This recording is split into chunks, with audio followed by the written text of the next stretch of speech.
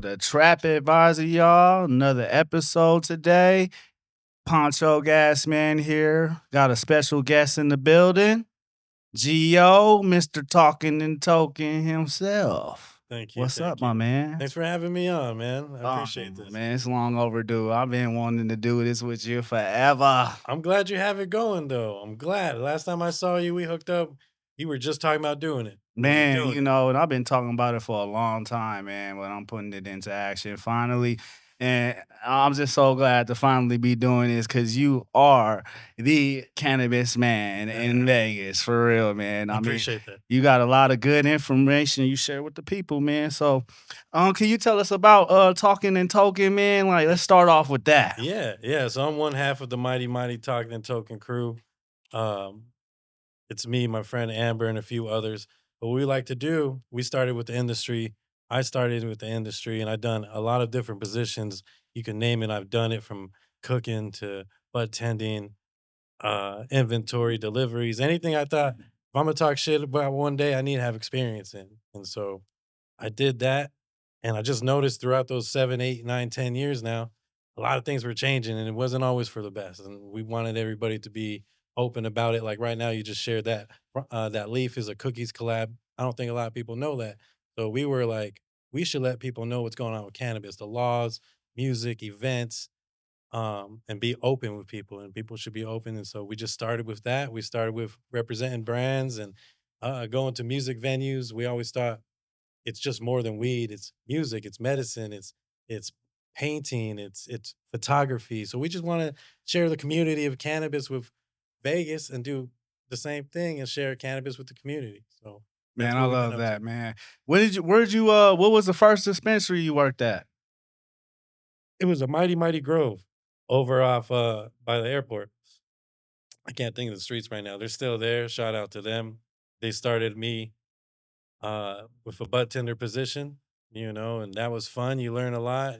At that time it was just turned rec, so there was still medical and people still cared for the patients. And so when brands at that time was still around came by, I would be able to talk to them, learn about the brand, what makes them different, and I'd be able to pick their brain out. It was so empty at the time because Vegas is seasonal. It's not that it was empty all the time; it was just seasonal. And when the plans landed, got busy. But when they took off, you kind of got slow for a minute. And so it was a good routine. But in between, you got to talk to these brands, and the ones that are still around, I learned from them. And I've just been on a high journey ever since. What's the biggest takeaway from being a bud tender that you learned? On the good or the bad side? Both sides. Okay. On the bad side, and it's not even that bad at that time, it was just you needed to know who your grows were. Because when cultivation can grow for 6 people and you think it's different, but it's not. So that was that one thing, and then you pay attention to what's in their soil and stuff, and you start learning that way. And so shout out to GOP. At that time, they were leaders. Fleur was leaders. Uh, Now we have Nature's Chem, we have Grower Circles, these good brands out here, and they're represented very well. Then we have others, and then on the good side, again, it was just so open, and it was everybody was open to knowledge. Like, oh, you don't know, let me teach you this. And I had a good friend, Tim, who was my fellow bud tender. Shout out to him. We would go back and forth in weed trivia battles, and it was just that type of thing. Like it was rap battles, but weed facts, and he would teach me on shit I wouldn't know, and vice versa. So it was good. People were open back then, and they wanted to learn. It wasn't just for a check. Yeah, I mean, man, the plant cannot be treated like that, like just straight cash crop, even though it is like money grows on trees, but it's a live, conscious thing still, it knows what's going on and it will treat you like you're treating it, And and if there's no gratitude, if there's no appreciation, then man, I think you will get used mhm, by the plant, and I think a lot, I took a lot away too from the industry, being a bud tender, and seeing like, dang, like the legal, they it's just so many like things that they're messing up on, mhm, mhm. and it's really a real easy thing, though, like, you just get the right people to grow, the tree to actually love doing it, and give them the space as well to do it and not Mhm. have somebody come in and and I don't know, want to put in some type of automatic, Take over. yeah, and the remediation thing going on, which a lot of people are really not privy to, but I'm glad you're one of the people, one of the few actually, that put that out there. So let's talk about that too, the whole remediation, like what's going on here? Man, they try to cut my throat off on that one, but Mhm. they tried. We still here. So what it is there's certain people on those brands I named, they grow natural as they can. Sometimes they don't even re-soil. They just use the same soil because the nutrients are already there. Like it goes back to natural. And like you said, it's how you treat the plant. And you can make wonderful plants coming from the other side where we're from Cali. And so the homie uncle grew from from the fucking yard and it was awesome, right? So that's what I got used to. And then people started talking, they put this weed in like it's not like a microwave, but it's a machine that it lets them clear passes. I'm like, what? Radiation. Radiation type of deal. And there's a few of them. There's oxidization, there's the remediation. But at the bottom of the day, you could Even have a radio frequency. and you could have a bud, let's say this big, a normal sized bud. Up to there, that machine would kill any pesticides or anything that wouldn't allow it to pass. It doesn't mean that down here on that bud, it's still not growing. Yeah. And I think there's been a few cultivations that we just wanted to let them know, like, just be honest with people. Like, Yeah. And I'm what not, about the soil mass? Remember that one? break When it we was down at for me. when we was at the because we were going to CCB meetings and he got me to start going there, I did. and they were very interesting, Different. because you got the owners coming up in there, and pleading their case, and talk, and really you get the insight, And one of the things that I found that was wow was somebody talking about soil mass. If I'm correct, that's what it was. And the soil mass is all the basically the bug poop, you know what I'm saying? The bug feces I remember that's, that partner. Yes, I yeah, remember. all over the plant still, because of the remediation process. And a lot of the companies do this. So it's like y'all smoking bug poop, man. That's why when I notice, that's why I'm not a big fan of dispensary weed. It's not knocking all dispensary weed, just GLP, Grower Circle, Nature's Chemistry, Clout Kings, Backpack Boys. I've been seeing has been in the shop. These are good brands, but it's a lot of companies that do use Hmm. I guess the remediation process. They got different types of ways that they, treat the cannabis plant. And it's weird because it's like we know that if you smoking, black market legacy, you don't really deal with that because what dude is going out there buying a $500,000 radiation machine, that I mean you just gotta grow, just keep it simple, just grow good.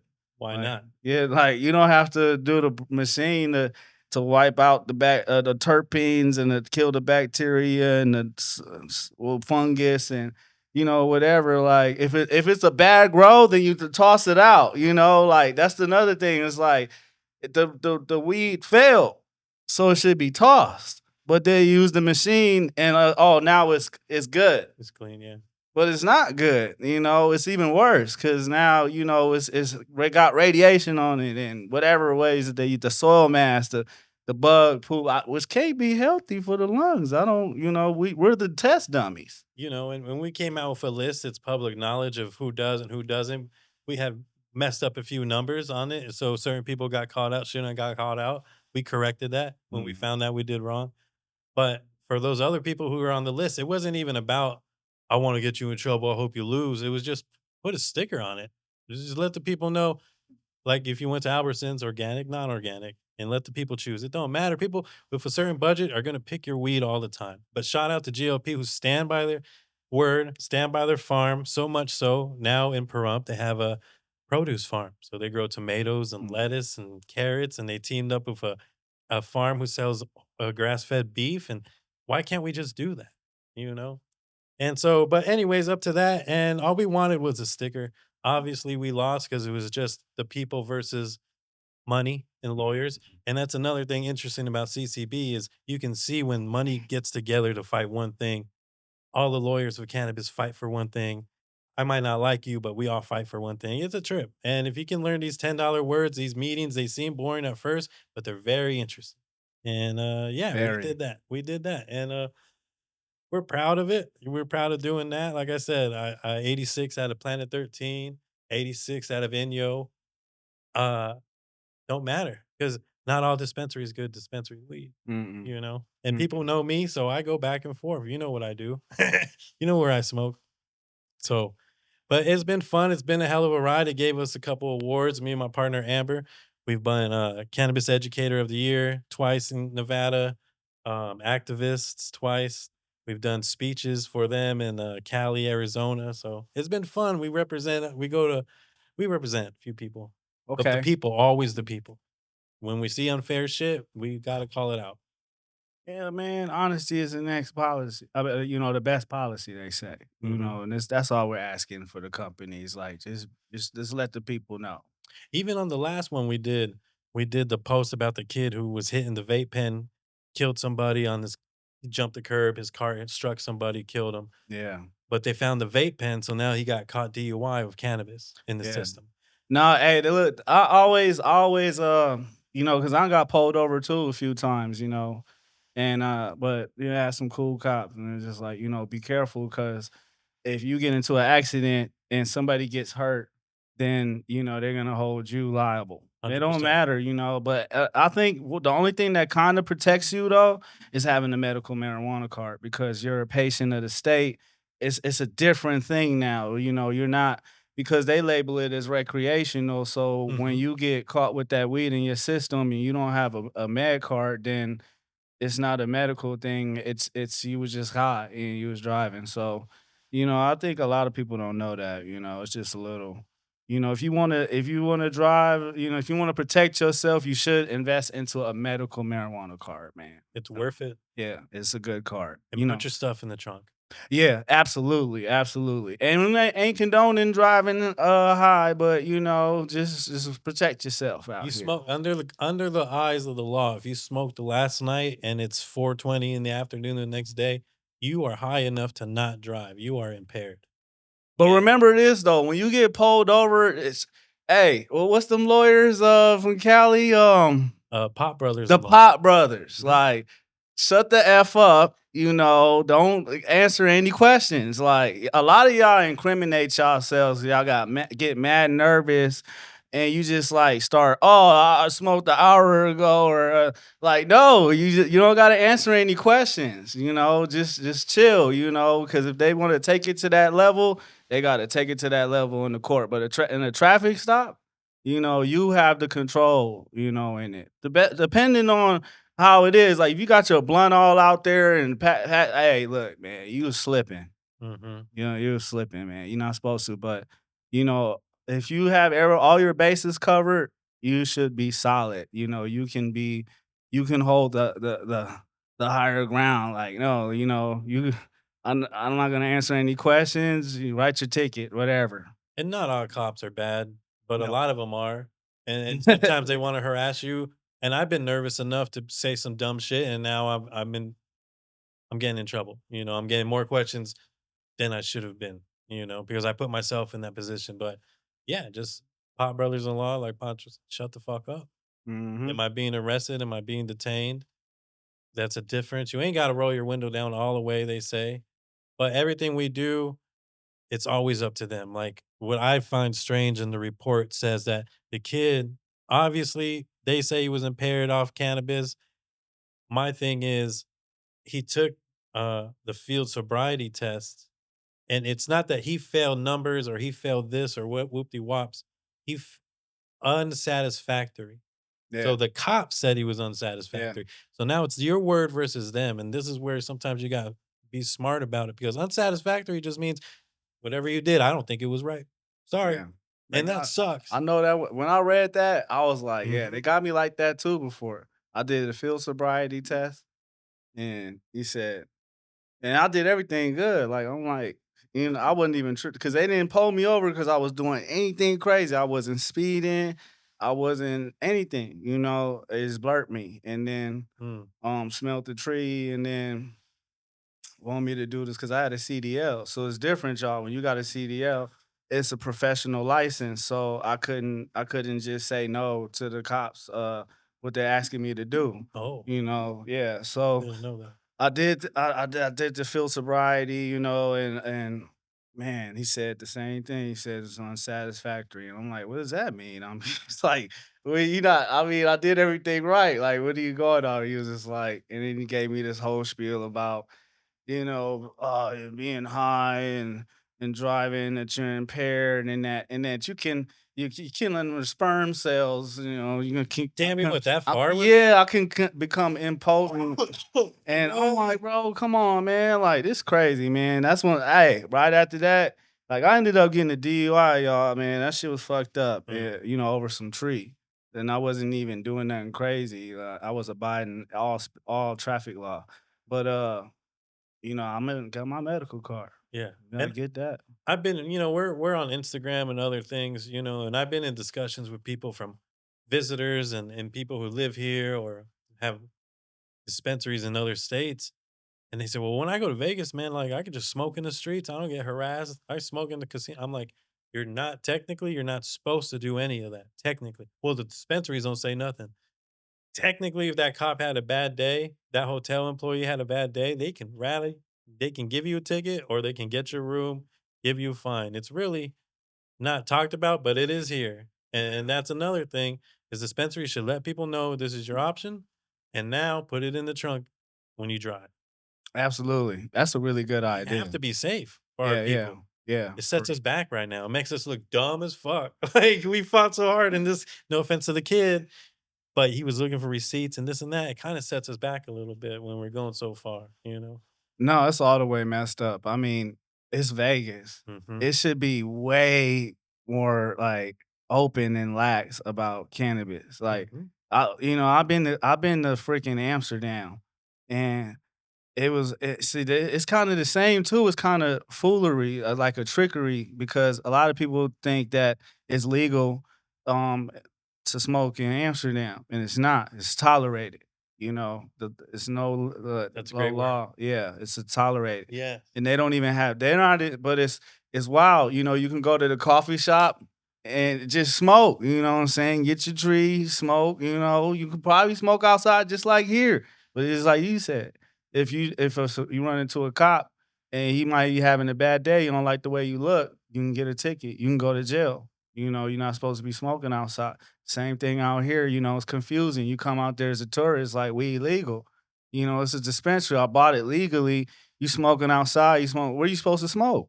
And they don't let you know that at all. You just think like, oh, it's good. And it can ruin your whole trip, because it's not funny. It's big fines that they give you, a few $100s. That's your gamble money. That's your buffet money or whatever you came with. Now you got a ticket. And I think there's a lot of competition and there shouldn't be, but people should be like, hey, there's a lounge over here you can partake, or a lounge over there you can partake. Instead, they're just like, here's your bag and go. It's like, ah. And Mhm. somebody brought up to me a great point the other day is like Nevada knows what they do and they raise the limit. So if you could get 2.5 ounces of flour, you can't smoke 2.5 ounces if you're from another state, like in the weekend. Some people can, a lot of people can't. So what do you do with that? You're not gonna throw it away, you're not gonna flush it. You might drive home with it. So now what did you do? You just crossed state lines technically, supposedly in the movie. So now you're not supposed to do that. And Nevada doesn't tell you, "Hey, you sure you wanna smoke all you wanna buy all that? We just want your profit." But you're forcing a customer to go across lines going home. And I'm not saying I've done it, but it's stupid. And these are things we should tell the people. And it's just a shame in the whole CCB or whatever we call them that they don't educate have people educate, but you find them for stupid shit. It's crazy. Absolutely, absolutely insane. What are some suggestions that you could, put out there? Like, what could Vegas do better when it comes to the cannabis culture out here? We've had a discussion one time with what used to be Smoke and Mirrors. I don't know if you know of that. That was Yeah. that lounge. And it was a lounge, and then they were in a prime spot. There's a strip club, there's a casino, they're grandfathered in, they can't move. It was perfect. And right next in the same building as a dispensary. And it was cool. It was small, but it was cool. But we had a discussion with them and we thought it was great, but we always said from that day and before when we go to CCB meetings was a venue is it. You need a venue, because a venue allows you to rent a spot, have your own type of occasion if you wanted to have some games, if you wanted to have these brands come in. But in a lounge, it's almost kind of restricted in a way. But a venue, and I think that's what they're trying to be now. Smoke and Mirrors is trying to be a venue spot. So that'll be interesting. But I think when you open that up to the crowd and let the people come in and you advertise it more, and I think there's no competition saying this is the only one and this is the best lounge or this is the world's largest. Like we should just. There's so many bars. You don't see the bars fighting. You know what I mean? And I think the taxes hurt people, Mhm. cultivations too. And when I say people, I mean businesses, the people, the consumers, the customers, the industry workers. It hurts them. Um, let me get a front on that, and then yeah, sure. Here's a front. 3 weeks later, hey, what's up with that? Oh, I ain't got the money yet. Let's go Mhm. 6 weeks. Wait, what? It's been 12 weeks. Mhm.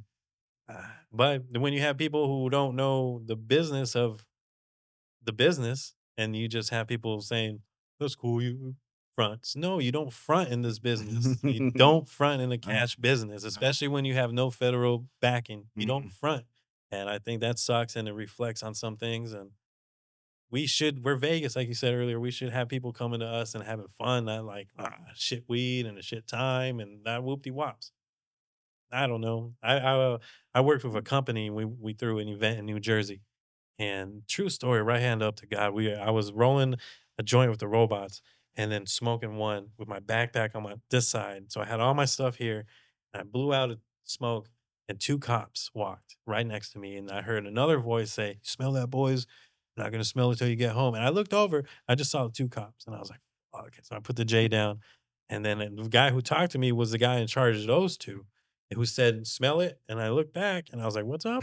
And he's like, "Oh man, it smells good." Da, da, da. But we rather, and then we talked or whatever as we walk. I'm like, "Can I smoke?" And he's like, "You can smoke anywhere outside. You can smoke a cigarette." And I'm smoking right next to that cop. Never in my life I felt super fucking weird, but cool at the same time. And he's like, and this is everybody I've talked to, bouncers, security, police.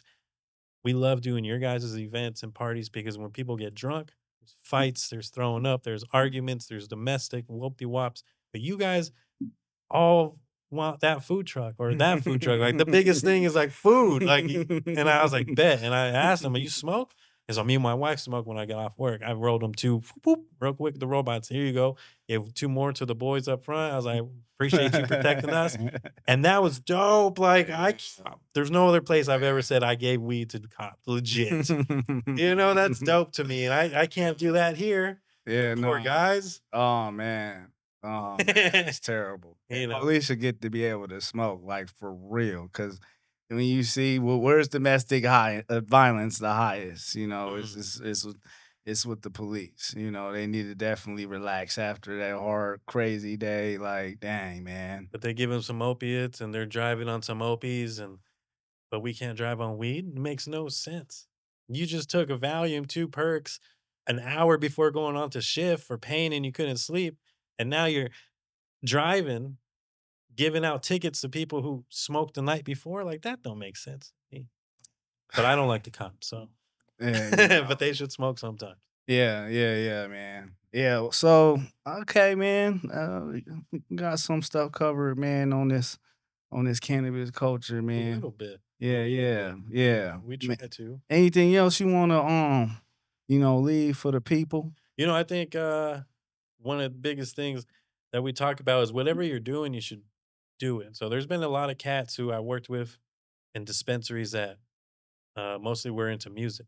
And one was a DJ and he was so bummed because he was a budtender and he wasn't getting gigs in the beginning.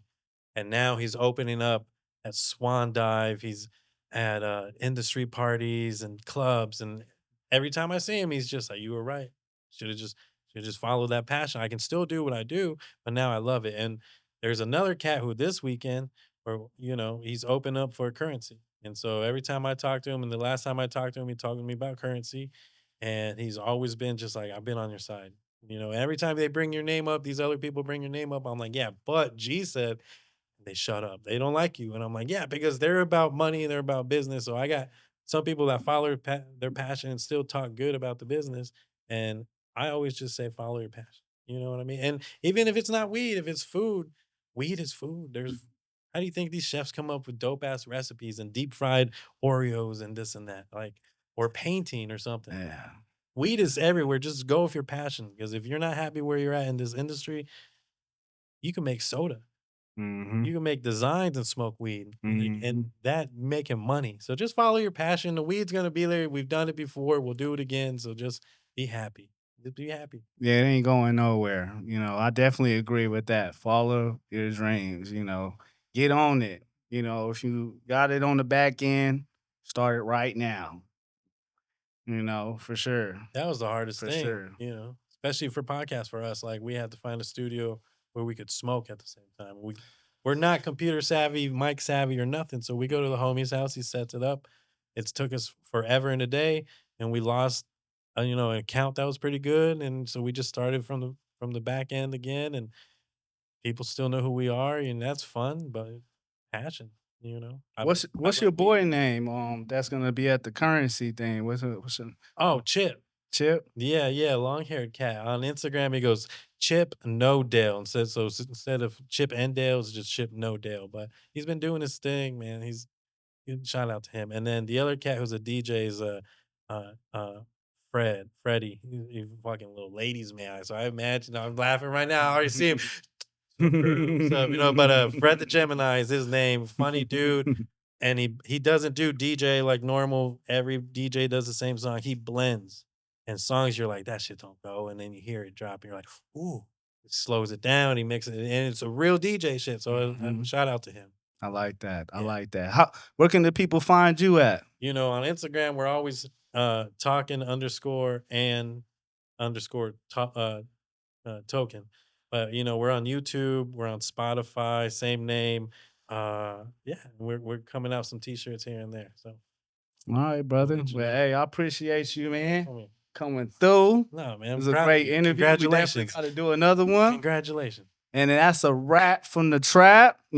Take risks and prosper, y'all. Y'all have a great day. And if y'all come into the spitter thing, tap in, Ooh. man. I'm going to be there too. All right, peace.